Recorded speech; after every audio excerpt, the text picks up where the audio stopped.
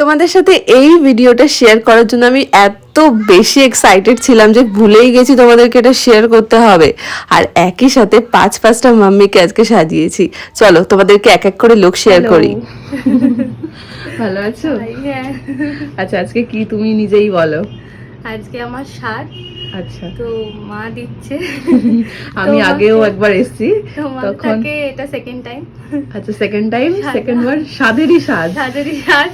এবার আর কোনো ব্রাইড নয়, একেবারে বেবি শাওয়ার, মানে সাধের অনুষ্ঠানে আমি মেকআপ করতে গিয়েছিলাম ঠাকুরপুকুর থেকেই দিদি আমাকে ফার্স্ট বুকিং করেছিল। তার 2 দিনের আলাদা আলাদা দুটো বুকিং ছিল, যেটা দুটোই সাধের মেকআপ ছিল। আর এটা ছিল সেকেন্ড একটা লুক। দেখো মেকআপটা অলমোস্ট কমপ্লিট হয়ে গেছে। খুব তাড়াতাড়ি দেখানোর চেষ্টা করছি, কারণ এরপর আরও বেশি কিছু আছে। আর এবার তাড়াতাড়ি করে জানাও যে তোমাদের এই মেকআপটা কেমন লাগছে। আমার তো ভীষণ পছন্দ হয়েছিল দুটো লুকসের মধ্যে এই লুকটা সব থেকে বেশি। তারপর ওকে রেডি করে তাড়াতাড়ি করে বেরিয়ে গেলাম আমার পরের লোকেশন, যেটা ছিল আমার বাড়ির খুব কাছেই, মানে নিউ টাউনে। আচ্ছা, কি আছে আজকে? আজকে অন্নপ্রাশন। কার? আচ্ছা, তাহলে অন্নপ্রাশনে তুমি সাজবে? হ্যাঁ। কেমন সাজবে? লাইট, বেশি হাই মানে গর্জিয়াস না, একটু লাইট টাইপের, আর একটু যাতে একটু ভালো লাগে। গর্জিয়াস না কেন? মানে গর্জিয়াসই, একটু লাইট আর গর্জিয়াস দুটো, বেশি একদম ডিপ না। আচ্ছা আচ্ছা, ঠিক আছে। ও এক্সাইটমেন্টে ভুলেই গেছিল যে ও গর্জিয়াস মেকআপ চায়।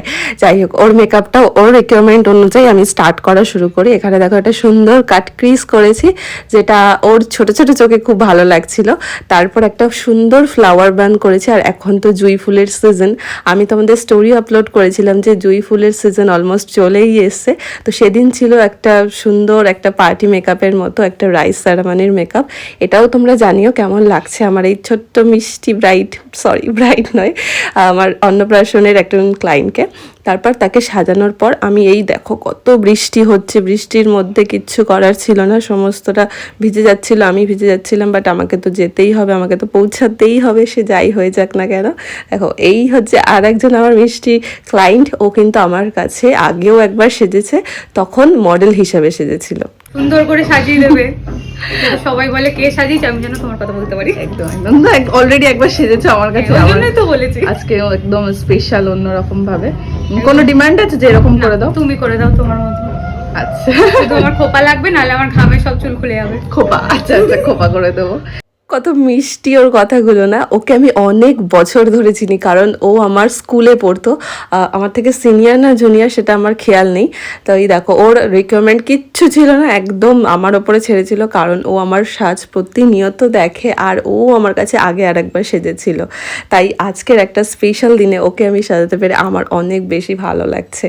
এরকম কিউট মাম্মিরা যারা আছো, যারা আমার ভিডিও দেখো আর ভাবছো যে মৈত্রীকে আমার বেবি শাওয়ার বা আমার রাইস সেরামানিতে ডাকাই যায়, তাহলে ভাবছো কেন? ডেকে ফেলো না তোমাদের লোকেশনে। আমি তো সব সময় রেডি থাকি যাওয়ার জন্য। যাই হোক, এই যে আমার দেখো একদম মিষ্টি একটা ছোট্ট পুতুলকেই সাজাচ্ছি। আমার মাঝে মাঝে মনে হচ্ছিল ওর কথাবার্তাগুলো এত সুন্দর, এত মিষ্টি। তো যাই হোক, ওকে আমি সাজিয়ে কমপ্লিট করে দিয়েছি। এই লুকটাও কিন্তু অবশ্যই জানিও কেমন লাগছে। তারপর ভুম করে গাড়ি নিয়ে অন্য একটা লোকেশনে যাচ্ছিলাম। এটাও আমার বাড়ির কাছে, মানে আজ বেশিরভাগ লোকেশনই আমার নিউ টাউনের মধ্যেই। রাস্তাঘাট দেখে বুঝতে পারছো এটা নিউ টাউনের মধ্যেই। এই যে আমি একদম 8টার সময় পৌঁছে গেছি। আর এত সকালে কি সাজবো বলো তো? একদম সিম্পলভাবেই গেছিলাম। তোমরা অনেকে বলো না সাজো না কেন, কি সাজবো এত সকাল সকাল? আজকে তুমিই বলো, আজকে কি আর কেন সাজবে? আজকে আমার বেবি শাওয়ার, তাই আমি আজকে সাজতে চাই। আচ্ছা, কেমন সাজতে চাও? যেরকম তোমার, একদম তুমি তোমার মতো করে আমার সাজিয়ে দাও। আমার কোনো শাড়িটা একটু দেখাও।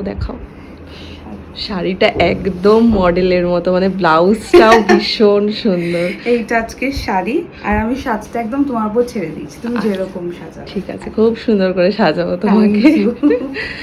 টাটা। শাড়ি আর ব্লাউজটা এত সুন্দর ছিল, আমাকে যখন হোয়াটসঅ্যাপে পাঠালো দিদি যে দেখো মৈত্রী এটা আমার কালকের ড্রেস কোড, আমি তো দেখে যে লাইক ওয়াও, মানে এত সুন্দর একটা শাড়ি পরবে আর তার সাথে এরকম একটা মেকআপ। তোমরাও দেখতে থাকো, তোমরা মিস করো না এই জিনিসগুলো। আর দেখো এখানে দিদিও আমাকে বলে দিয়েছিল তুমি তোমার মতো করে সাজাও, তাই আমি আমার মতো করেই সাজাচ্ছিলাম। আই মেকআপটা একদম শাড়ির অনুযায়ী আমি একটা সফট পার্পলের মধ্যে আই মেকআপটা করেছি।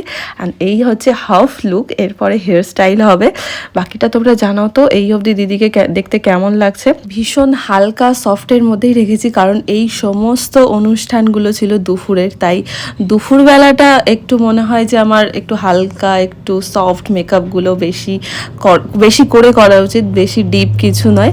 তাই তাদেরও রিকোয়ারমেন্ট থাকে যে আমাকে হালকার মধ্যেই সাজিও। আর এখন না এই হালকা জিনিসটা খুব ট্রেন্ড, মানে ভীষণ ভালো লাগে আমার যে সমস্ত ব্রাইড ক্লায়েন্টরা এরকম জিনিসটা পছন্দ করে, আর আমারও খুব ভালো লাগে।